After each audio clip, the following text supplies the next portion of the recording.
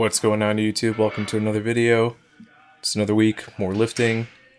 Trying to get somewhere with all these lifts here, and we're SSB squatting. So no pants today, we're wearing the shorts. It was likely a warm day. We've been pretty on and off for the most part for every few days. I think from the time I'm editing and recording this, it's like a month ahead.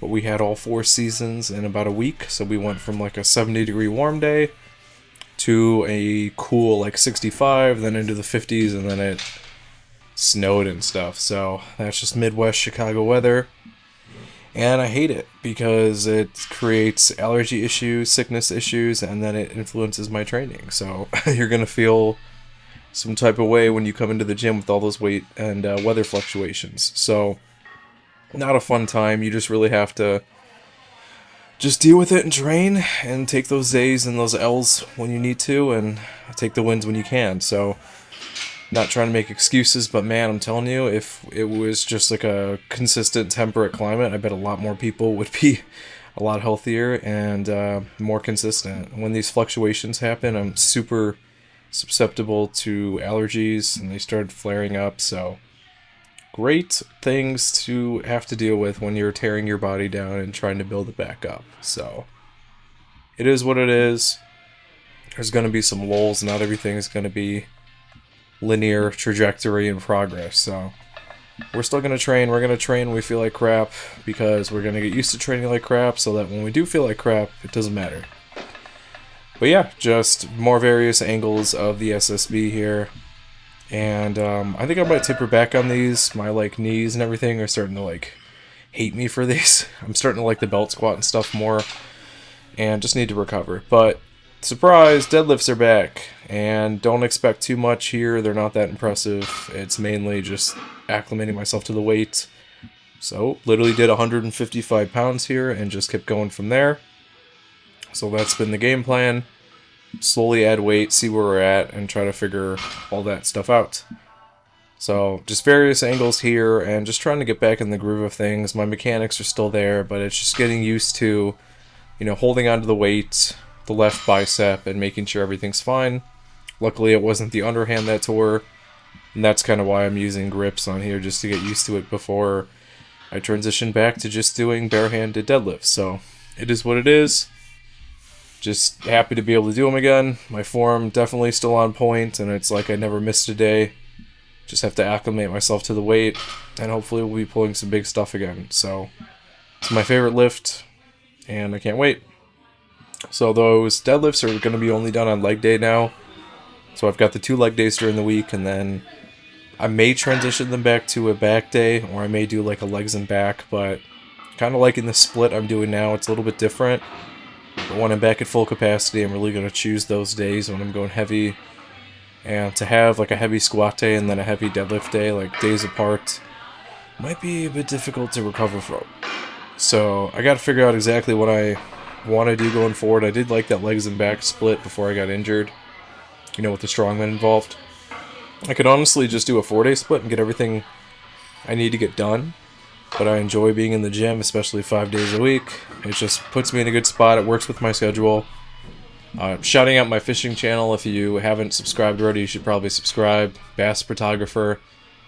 Doing a lot of fishing videos now, at least at home, with baits and stuff, telling you how to fish. And then we're going to have the outings when the weather gets better. And I kayak fish, so we're in the boat. We got the GoPro cameras. It's pretty cool. But with the training block I have, I've got about 2 days a week where I try to fish.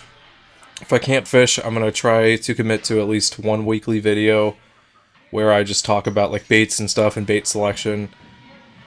At least until I can get out, because honestly the tabletop stuff is not that interesting. But yeah, I like the schedule that I'm in. If I had a 3rd day, I wouldn't mind fishing, but the weather's not quite there, and I hate being bored, so constantly trying to fill my schedule with stuff.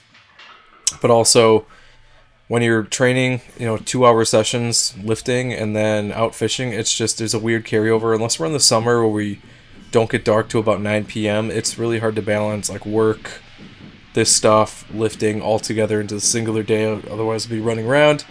We've also got a dog, a puppy technically still, and I got to take care of him and factor in all that stuff too. And then there's all the editing, which Honestly, doesn't take that much time. I'm not doing some crazy stuff, just kind of showing you everything with basic infographics and stuff like that. But definitely shout out that channel. Fishing has always been my first passion. I could fish before I could lift, and then photography kind of sits in between videography.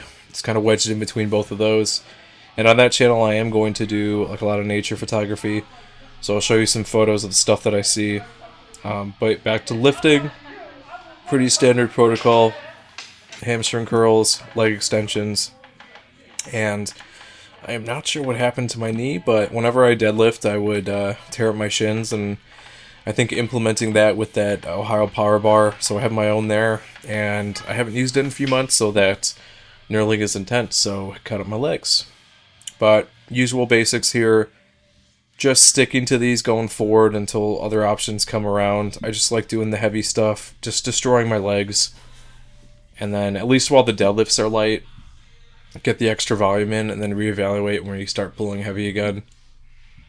Got some, healing issues with the arm and stuff that, again, I'll reveal later on when it's all said and done, because it's getting really annoying now, and it's starting to get in the way of things. But that's for another video. Now on to day 2, back in biceps. And if you see the energy drink in the 4 frame, then there's an energy drink review coming. So working on another one here. Stay tuned for that. I'll post it on the channel when it's ready to go. But back to here. Barbell rows, and rowing a barbell without any weight on it or any standard plate that's not your typical 45-pound diameter is very hard. So I'm learning that.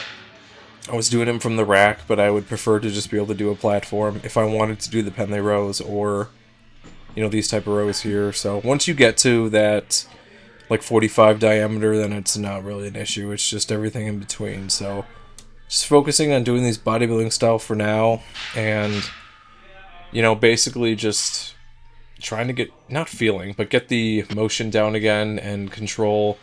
I should probably slow down on these, but honestly, whenever I row, I just feel like I just need to generate force and power. And acclimating the bicep to the heavier weights again. I might slow down a little bit in the coming weeks, dependent on, some health-related things. And that's just on recovery, just to kind of see, like, what is going on. I'm trying to get my body back to where I'm at. Mentally, I'm already there. Physically, not quite yet. And really just trying to deal with all this BS that's going on. It just drives me insane. So, you try to recover and try to do things correctly, but it isn't always the case. So, just trying to do long range of motion on these rows, basically from the floor up, and just still trying to find that ideal point to row from. My knees were getting in the way, so we're still trying to find a way where I could row, while it's still dead hanging and going from there. And you'll kind of see from this angle, I'm really just trying to row. I've got a really short torso, so it's kind of annoying to try to find a good range of motion, because then my long knees get in the way. So, but doing sets of 10 here and then slowly going up. These are harder than I thought because of the endurance component. T-bar rows per usual, real light. Gonna start adding more weight as we go on, but it is what it is. And ultimately, as long as I can do the back movements without any issue, I'm going to keep doing them. And not a lot of variety here. So, just going to keep working towards everything and making sure that we're moving in a forward motion. So, any updates that come along, I'll let you know, kind of move things around and kind of go from there. There's only so much you can really do for the muscles, especially at this gym. I wish we did have more machines for the accessories. I like my heavy lifts. But ultimately, the machine stuff is stuff that's really nice and cool, and that allows you to, isolate certain things without putting yourself in as much stress and risk. So, good old lat pull down here. Going a little bit wider just to get a better contraction. And you'll notice on this day I'll do more of a wider grip compared to the narrow grip on the second theory day at the end of the week, that Saturday. So, mix in, see how it feels. See how... ultimately, how you recover, how you feel. Do you prefer to do the closed grip? Do you prefer to do the wide grip? It all depends on your own preference, and you're only going to find that out through doing experimentation and actually doing it. So, I'm really liking these low rolls with the control and the big stretch. You can, what little definition I have, you can see the lats stretching though, and that's important. If you don't let those lats stretch, you're not going to get the correct contraction. And I think that's why a lot of people have underdeveloped lats. You can kind of see here, it's a cool angle, the reflection off my phone. But when I'm doing these rows here, I'm really bringing that chest forward, and you can see how it's kind of coming up at an angle. And that's how you really drive your lats and get that scapular retraction. So, use your legs, ways to leverage yourself into position, pull through those elbows, get that contraction, and I guarantee you'll have a no new meaning when it comes to lat contraction. And then just light bicep easy bar curls. So I like the easy bar in any form, makes it less stressful on the wrists, and just trying to rehab these biceps, getting them back in the movement so they can heal, and getting them nice and strong. They're a muscle group that needs to be supported, needs to be taken care of, so that's exactly what my goal is here.